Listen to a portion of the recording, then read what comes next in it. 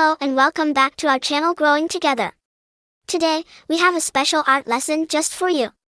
We'll learn how to draw Lord Ganesha step by step. So let's get started.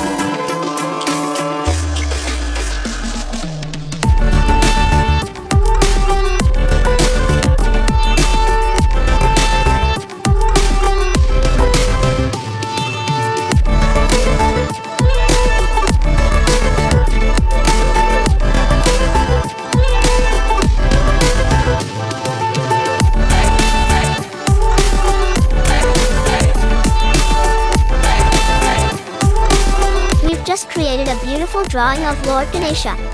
Remember, practice makes perfect, so keep drawing and keep learning. If you enjoyed this video, don't forget to like and subscribe for more fun art lessons.